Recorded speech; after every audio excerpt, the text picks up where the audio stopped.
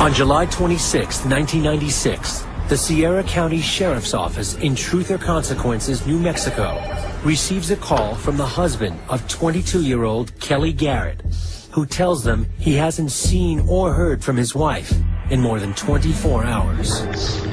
He and Kelly had an argument the day before. She stormed out and has been missing ever since. A deputy tells him there is little they can do. Kelly is an adult and has not been gone long enough to be considered a missing person. He is also reminded that in a highly transient area like Truth or Consequences, it's not unusual for people to come and go on a regular basis.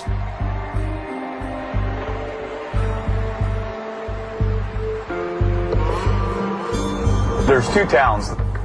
The city of Truth or Consequences, which is a very small town. Directly adjacent to it is the village of Elephant Butte. And Elephant Butte exists primarily because of the man-made reservoir there. But this little town kind of sprang up around it, just like any town will spring up around a large body of water in the middle of the desert. Maybe 1,500 people live here year-round. It's a real popular tourist attraction on holidays, upwards of 100,000 to 150,000 people that come to this lake. It's gorgeous. It's truly God's country. You can see for 50 miles in all directions. The sunsets are killer sunsets. There's lots of space. There are older people who have retired and are looking for good weather, looking for sunshine, and a nice place to settle down. But this area has attracted a lot of folks with probably shady past. Maybe some of them want to start over and redeem themselves. Maybe other people want a new place to hang out and continue to do drugs and violence.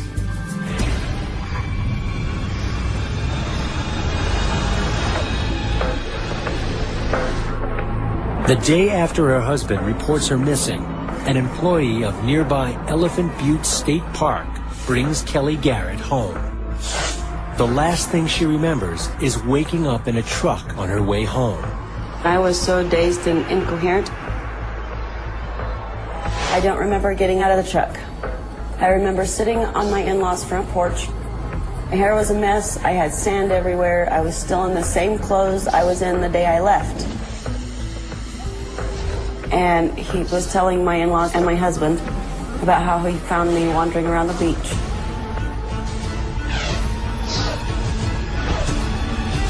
He took me to his house and gave me bread and water. Then he took me home. Kelly tries to recall the events of the past 2 days since her husband last saw her. We had gotten in a fight. I left and went to a friend's house. There was a bunch of friends that we all just decided we were going to all go play pool. So we went to a bunch of different bars, and we ended up out at Blue Water Saloon. Up until we got to Blue Waters, I had not been drinking at all. And when we got to Blue Waters, I had one beer.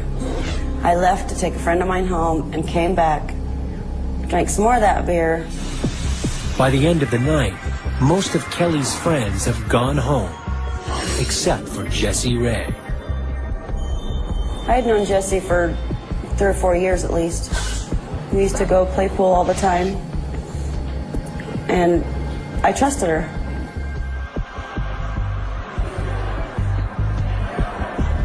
Suddenly, Kelly starts to feel dizzy and asks Jessie for a lift home. Jessie decided she was too drunk to take me back home. I remember telling her to take me to a friend of mine's house. And she said she could do that. I don't remember walking out the door. I don't remember the ride. I think I remember getting off at Jamie's house and walking around, but I couldn't find her house. So I don't remember.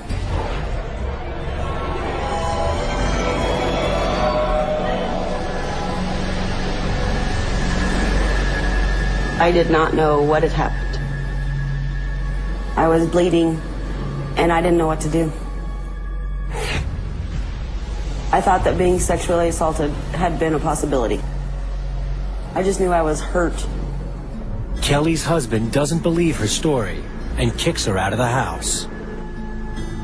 He was very angry because I couldn't remember, so there's no way I could talk him out of it. With nowhere to go, Kelly asks the park employee to drop her off at a friend's house until her memory comes back and she can figure out what to do next. If I would have known how to get a hold of Jessie, I would have tried to, since she was the last one I remember seeing. But I didn't know how to get a hold of her, so I couldn't, and I never seen her after that. Desperate for answers, Kelly considers going to the police. I didn't know what to tell them. They weren't going to believe me that I didn't know what had happened. So what was I going to tell them? Her husband never forgives her. Humiliated by the failure of her marriage and unsure of what happened, Kelly moves out of state. When I moved to Colorado, I tried to forget about it. But I kept having nightmares about a knife being held to my throat, or duct tape, or being tied to a table, or something. And nothing ever fit together. So I didn't know what they were all about.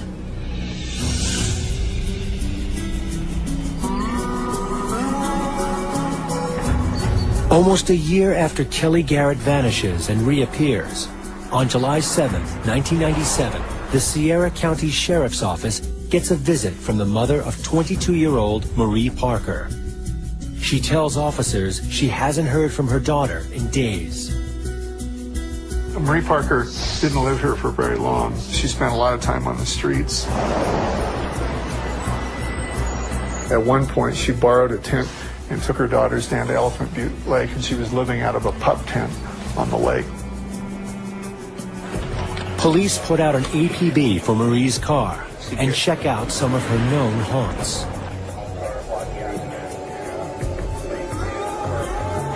They learn Marie was seen at a bar in the company of an ex-boyfriend, Roy Yancey,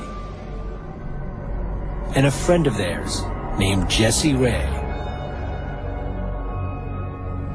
Marie Parker was at the Blue Waters Saloon out on the edge of town on July 5th. When questioned by police, Jessie Ray tells them that Marie was drunk, so she gave her a ride home. That was the last she saw of Marie. Marie was never seen again.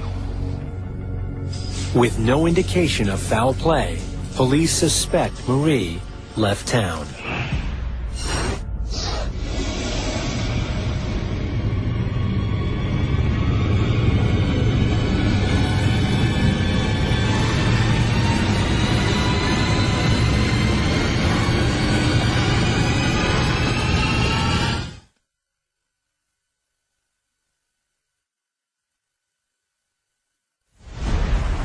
From July 1996 to July 1997, two young women vanished shortly after being spotted in local saloons in Elephant Butte, New Mexico.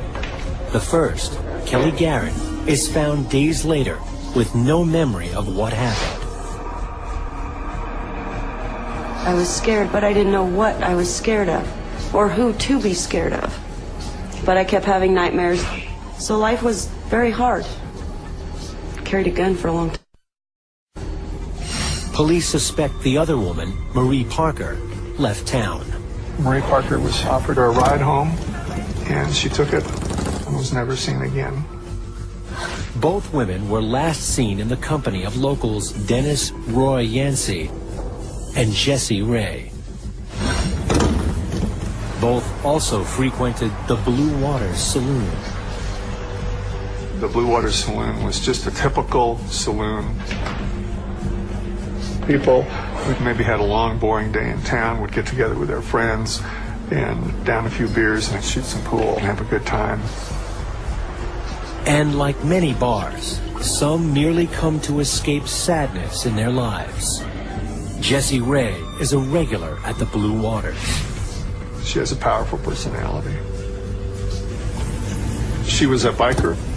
She had relationships with women. She's very social and outgoing. Jessie Ray works as an auto mechanic and splits her time between Albuquerque and Elephant Butte, where her father lives and works in Elephant Butte State Park. Jessie was a real leader among people, both men and women. She has some loyal friends. She has some other people that are really frightened of her. Dennis Roy Yancey also frequents the bar. He grew up in Truth or Consequences. Dennis Roy Yancey grew up getting in a lot of trouble. They actually canceled Halloween one year in TRC because of Yancey and his friends. They were strangling cats and flipping over gravestones. And they actually laid down rules so none of the little kids could go out and trick or treat that year. He was in the Navy. He got thrown out of the Navy, dishonorable discharge. He seemed to attract trouble, and he liked being known as a troublemaker.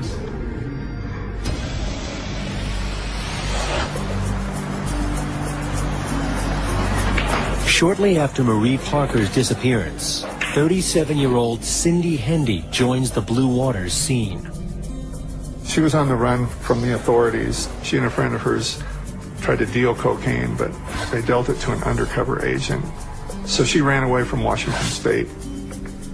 Cindy Hendy's background up in Monroe, Washington was horrific at best. She was molested by her stepfather when she was 11 years old and told her mother, and her mother chose to believe her husband rather than her daughter and kicked Cindy out of the house. She grew up to be violent, and she didn't appear to feel bad about anything. She was 105 pounds of pure muscle, and several of her old friends and ex-boyfriends told me that she could beat up a 250-pound woman in a bar. She also beat up a few men during her time. It's not long before Hendy falls in with Jessie Ray and Roy Yancey and starts making waves in town. Cindy Hendy had a couple of different boyfriends down here, and she'd always get in violent fights with her boyfriends, and she got thrown into jail for a few days, and she was on a work release program out by Elephant Butte Lake.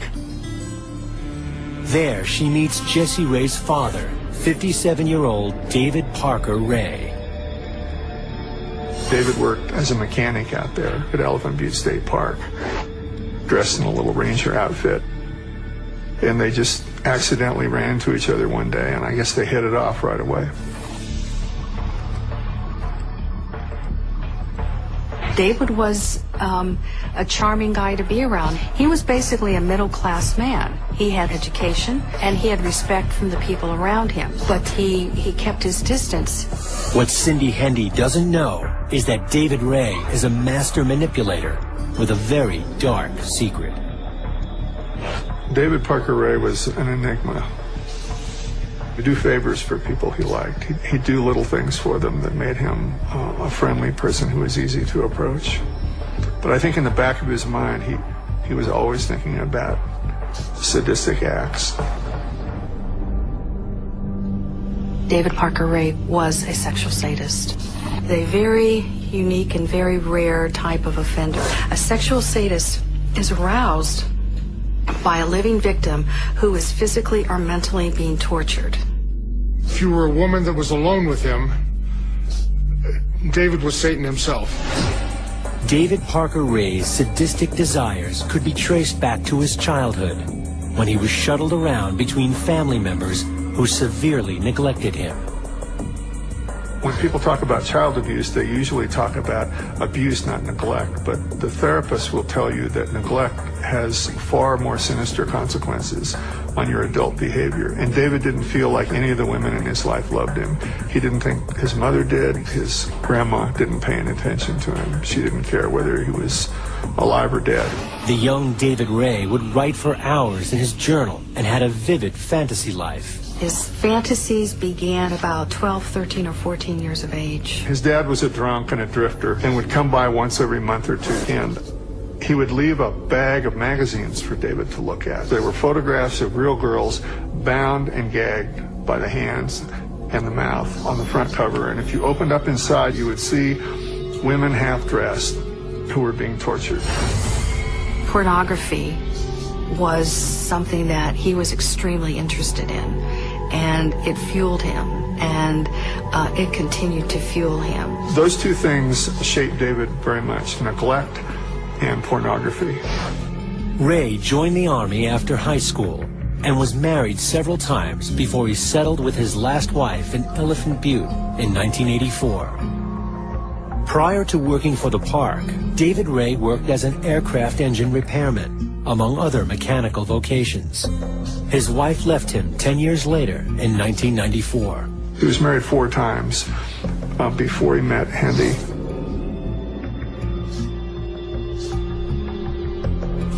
The only constant throughout David Parker Ray's life has been his devotion to his sadistic perversions. David Ray liked to see himself as a victim of a terrible curse that was growing completely out of control. There's a point in David Parker Ray's life where he crossed the line. A sexual sadist whose fantasies will more than likely involve the victim's response to that infliction of physical or emotional pain may feel that, hey, this isn't enough. I want to try with non-consenting partners. I want to really make this real. With the help of his daughter Jessie and Roy Yancey, David Ray has been kidnapping and torturing women for years. David's life revolved around this sadomasochistic sexual torture, and I think that he surrounded himself with people that he felt would be of benefit to himself somehow. He could control them, he could manipulate them, and they could get him what he needed or help him get what he needed. David Ray was God, basically, to his daughter Jessie, to his buddy Yancey. To get your followers to do things like that indicates how much power you have over them. And a bar like the Blue Waters Saloon is the perfect place to find vulnerable people on which to carry out his fantasies. David understood that the people he oftentimes surrounded himself with used drugs and alcohol, and that was a good thing for David because he could at least feel more comfortable that they may not remember a lot of things about what happened the night before. In January of 1999, Cindy Hendy moves in with David Parker Ray. I think Cindy Hendy helped to normalize the appearance of David Parker Ray. If he had a woman in his life, people would not look at him immediately as some scary guy who could be involved in something so criminal.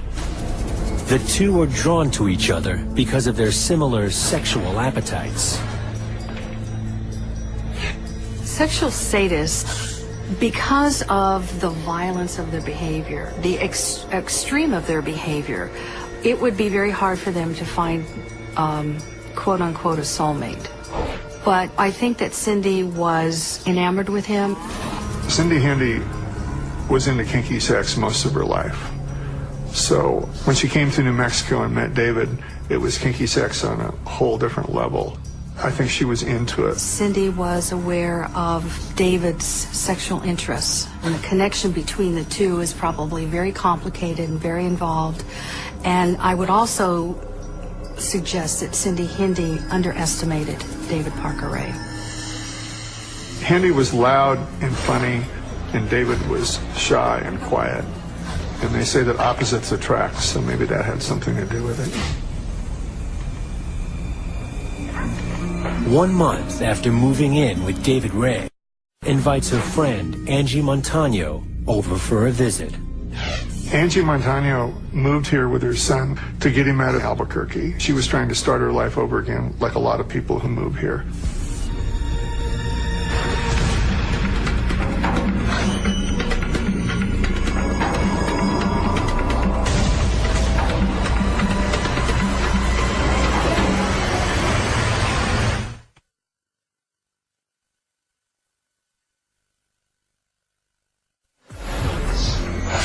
In February of 1999, Angie Montano unwittingly walks into a world of trouble in Elephant Butte, New Mexico.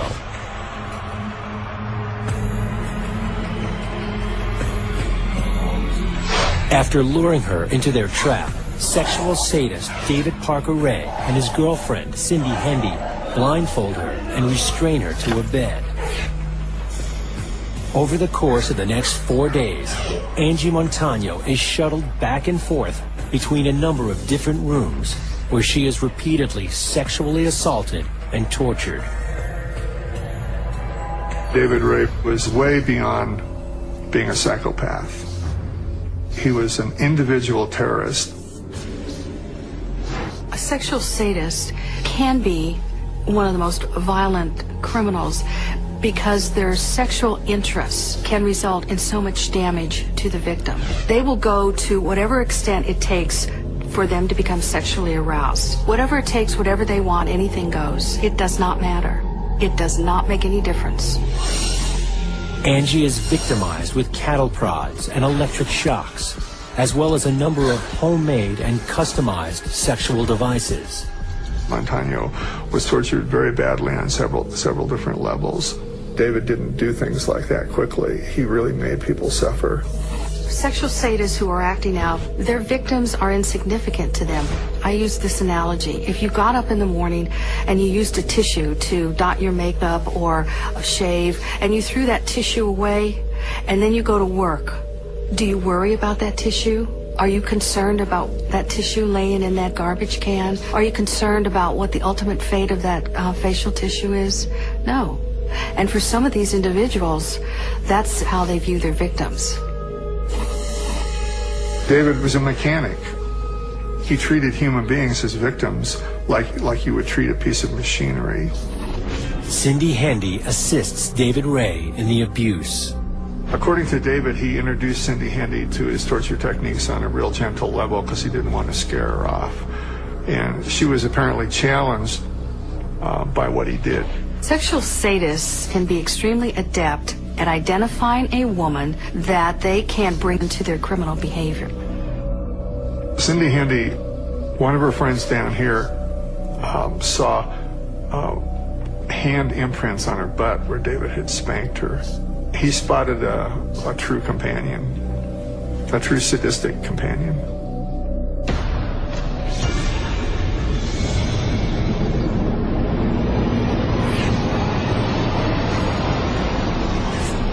Angie's ordeal at the hands of David Parker Ray and Cindy Hendy comes to an end on February 21st, 1999. She pulled David over and said, "David, I need to get back to my son. You don't need to do these bad things to me." And David said to her, "If I'd known you were this nice, I wouldn't have kidnapped you in the first place," which probably wasn't true. But he did decide to let her go. And they took her up to I-25 and released her after 5 days.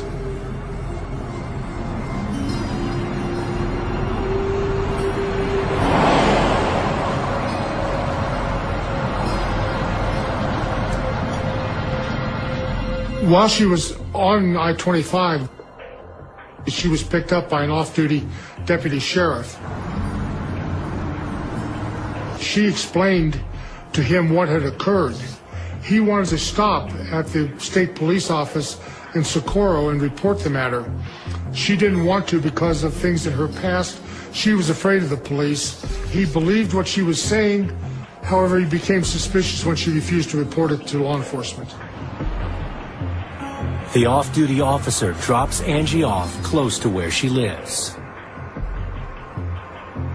Less than 48 hours after being released by David Parker Ray, Angie Montano leaves Truth or Consequences for good. Angie went back to Albuquerque. She got out of this town as quick as she could.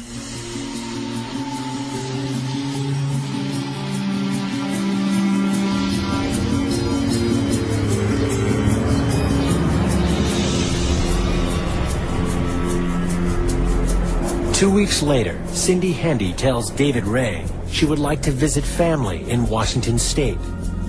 Hendy's daughter was about ready to give birth to Hendy's first grandchild up in Monroe, and Hendy wanted to go home for the birth of her grandchild. Ray allows it, but under one condition. David said, let's go get a sex slave to satisfy me in the meantime.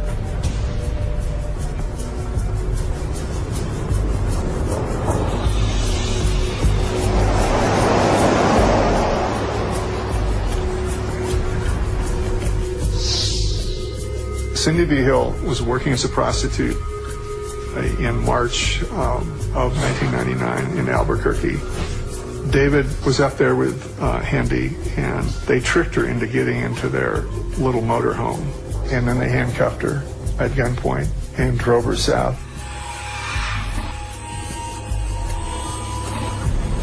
Cindy V. Hill is taken to their home, and a collar and chain are attached to her neck. She is bound to a bed, blindfolded, and gagged. Now, in total darkness, she hears the click of a tape recorder and the sound of a man's voice. Hello, bitch. Well, this tape's getting played again.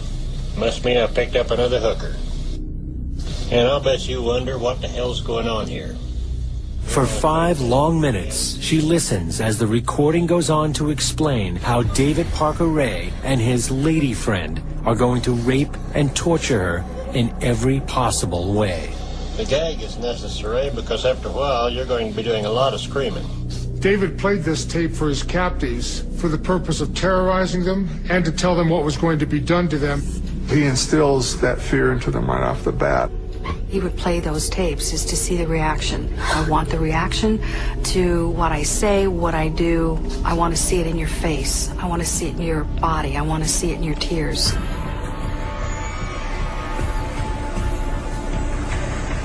For the next 3 days, Cindy V. Hill is raped and tortured in the home of David Parker Ray and Cindy Hendy.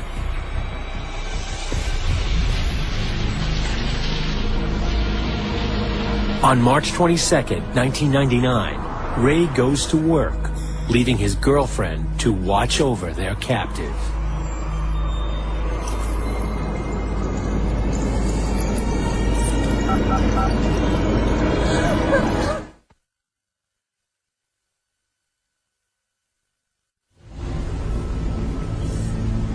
After 3 days of being raped and tortured by David Parker Ray and Cindy Hendy, on March 22, 1999, 22-year-old Cindy V. Hill is at her wit's end. She had a dog collar around her neck. She saw the keys. She was by herself. Her guard was David's girlfriend. She was out making tuna sandwiches, I think, in the kitchen. V. Hill saw those keys. The Sierra County Sheriff's Dispatch Center receives a 911 call from 513 Bass Road. Hendy heard the commotion in the living room.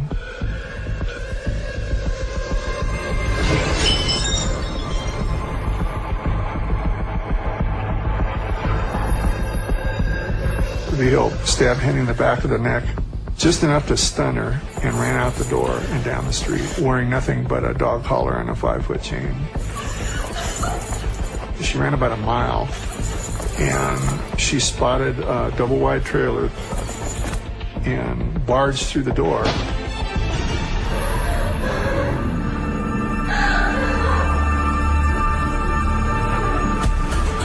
Another call comes into 911, this one from a different address.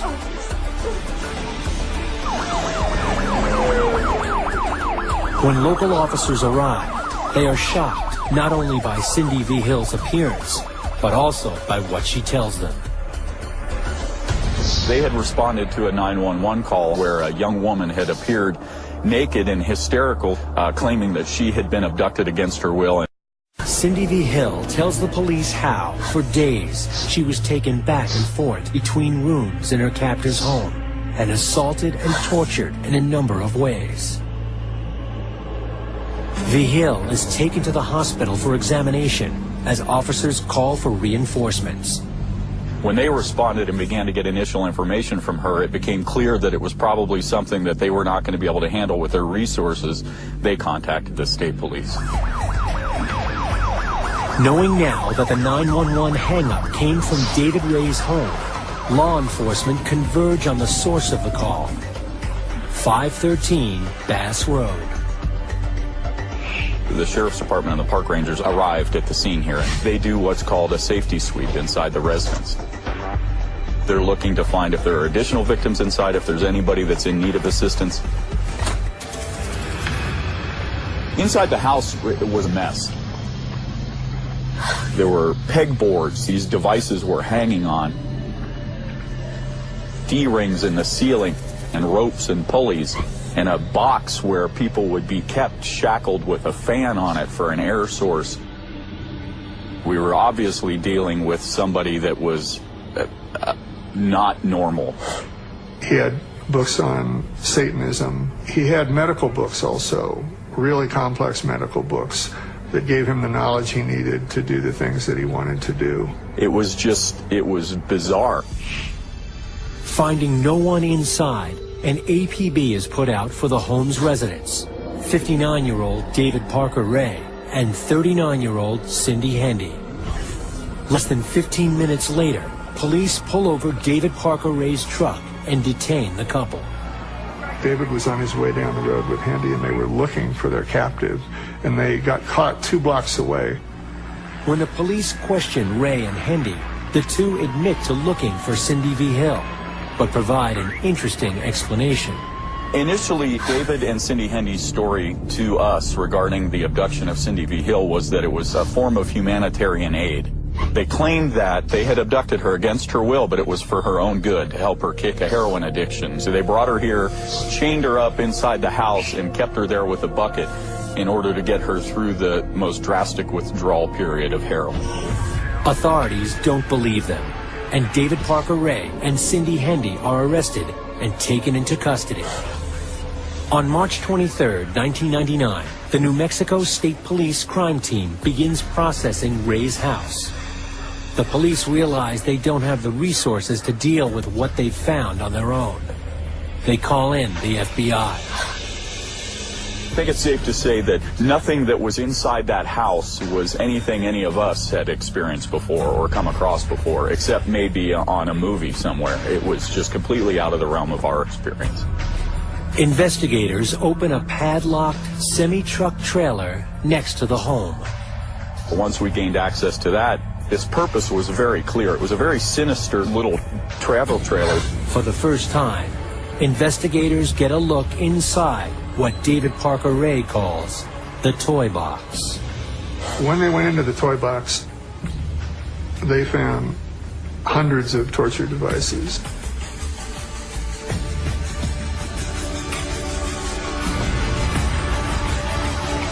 They found leg spreaders, soldering irons, chains, rubber ropes. There were intubation tubes, an oxygen tank, just the most bizarre devices I had ever seen.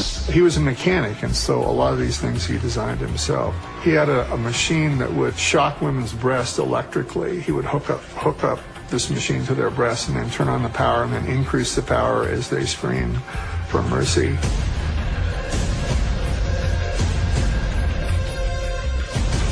This is someone who spent a lot of time, money, and effort putting this together. It did not just happen overnight. The biggest piece, of course, was the gynecological chair, a big black chair with red straps all over it, where he would tie women down. He had a fancy camera with screens, so he would force the women to watch what he was doing to them. Everything designed to work, everything designed to be readily available, everything designed to torture. It was chilling.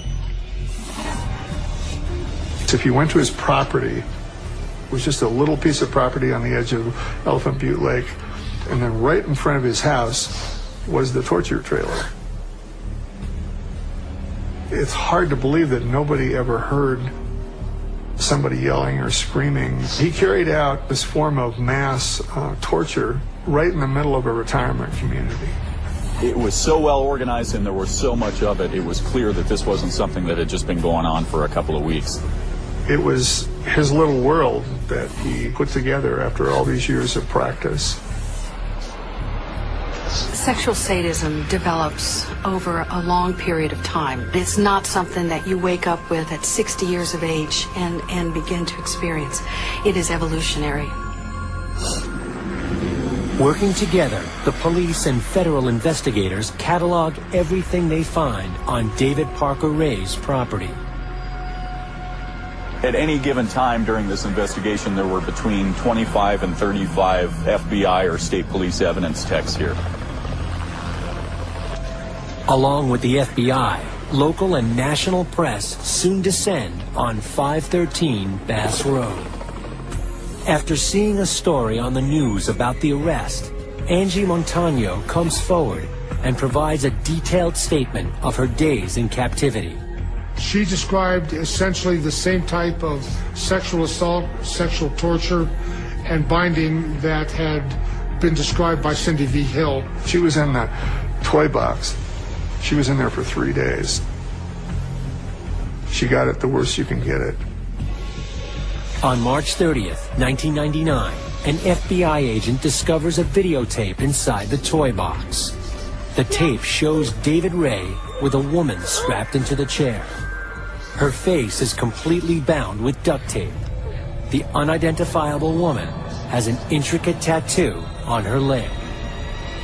We watched the videotape that had been discovered by the evidence techs from the toy box. The person that was in the tape was not readily identifiable. We knew that she had an ornate and unique tattoo on her leg and felt that that might be sufficient to identify her, or at least help to identify her. So we gave that information to the media. The public outreach works when the FBI receives a call from someone who believes she knows the tattooed victim. The caller is Kelly Garrett's former mother-in-law. She heard it on the news about David Parker Ray and how he had kidnapped Cindy V. Hill. She just put two and two together and realized that he was the one that took me home that day. That's the reason I had been gone for 3 days, was because of David. Investigators traveled to Colorado to interview the possible victim. Then they came up and interviewed me and was asking me all kinds of questions about tattoos and my feet and where I was and if I could remember a certain part of my life. After I showed them the tattoos that I have, they showed me pictures of my tattoos that they had taken off of a video, and I had to identify myself from those pictures. After I seen the pictures that they showed me, everything started to click. So I knew all of my nightmares that I had been having, they weren't just nightmares, they were true. Kelly finally recalls the night at the Blue Waters, where she believes Jesse drugged her drink before delivering her to David Parker Ray. And then I started remembering other things. I remember being at Jesse's dad's house. One of them held a knife to my throat, while the other one put handcuffs on me. Then I remember being tied to a table. They had duct tape on my eyes and mouth. I could see under the duct tape where it had come loose from my cheeks. I could see David walking around. I could see all kinds of sex toys hanging on the walls, posters, whips, and chains. There were several times I lost all hope. And I just kept telling him, I want to go home. I want to go home to my husband. I just want to go home. Sexual sadists who act out on non-consenting partners, they don't have a conscience. They are not restrained in their behavior because of their lack of emotions and feelings. Based on the interview with Kelly, David Ray's daughter, Jessie, is arrested for the kidnap and assault of Kelly Garrett. Jessie Ray is the one who took Kelly Garrett over to her father David's house. She pled guilty to kidnapping. Jessie was given 9 years in. She subsequently violated that probation and was sentenced to prison. As the investigation continues, the state builds its case. My reaction was the same as that of the FBI agents and state police officers investigating the case, and that was, I can't believe this is real. As we delved further into the case, we found out just how real it was. They get help from an unexpected source. Cindy Hendy became cooperative within a few days of her arrest. She wanted to talk, she wanted to give information. Cindy Hendy tells investigators that although she has only been assisting David Parker Ray in the abductions and assaults for months, he told her he's been torturing and killing for years.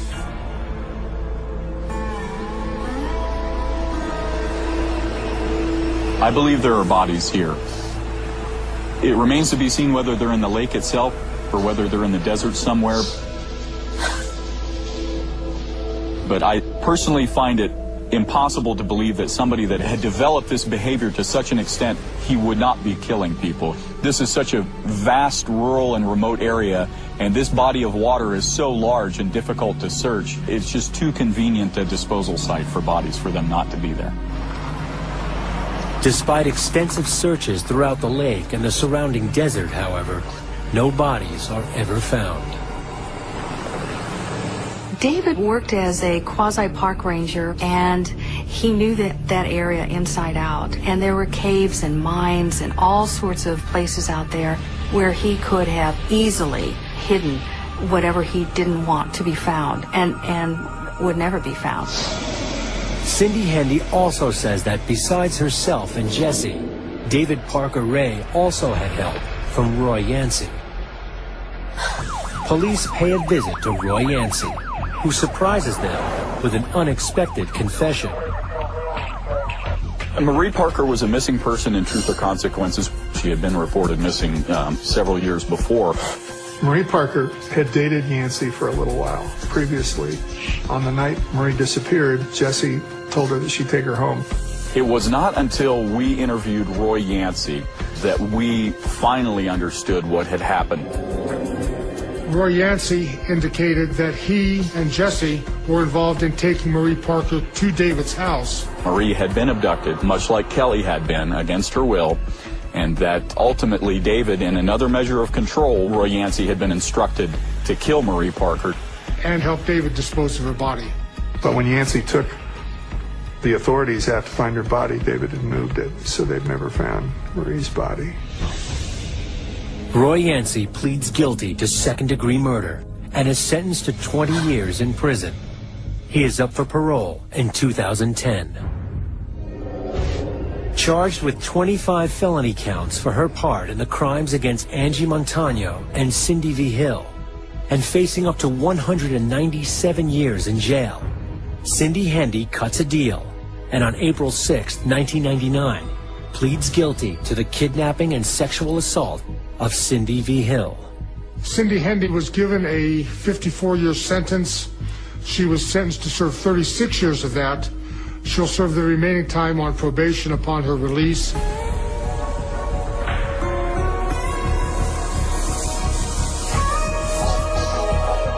David cooperated to an extent in the investigation.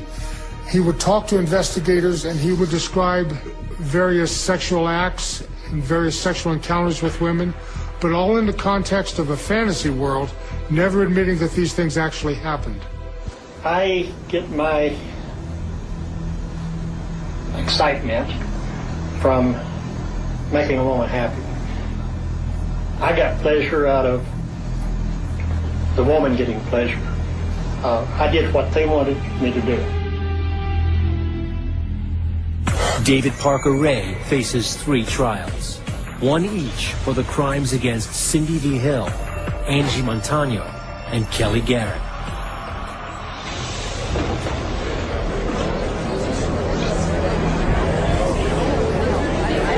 I was scared.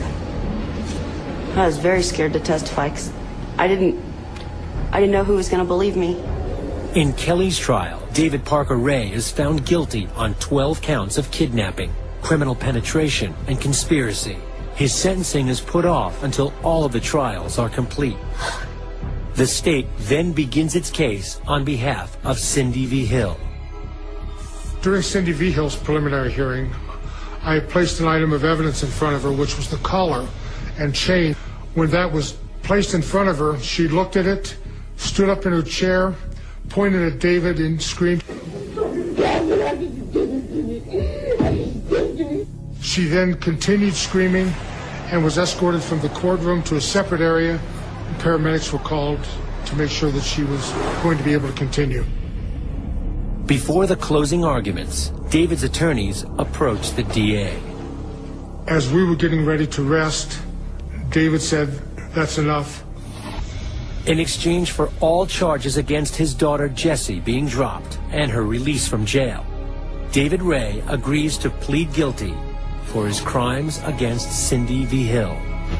The only matters that were not brought against David were the cases involving Angelica Montano. That is because Angelica died prior to these matters going to trial.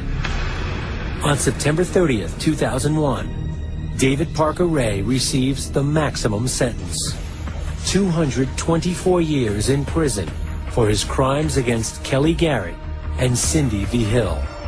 On May 28, 2002, he is transferred to the Lee County Correctional Facility in Hobbs, New Mexico, to serve his sentence. While his paperwork is processed, David Ray is taken to a holding cell, and he slumps over, dead of a massive heart attack.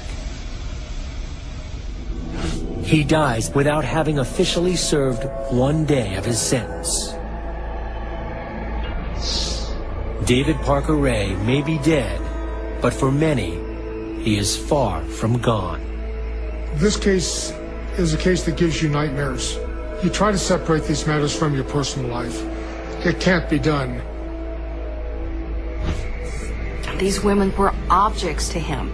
He did not care about these women. What he cared about was fulfilling his sexual fantasy. They were nothing to him. Nothing.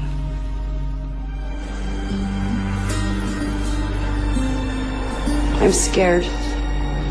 I just can't do anything anymore. I can't take my kids to the park. I can't go to a grocery store. I can't do anything by myself. It's just a very hard life. 5 children shot every day.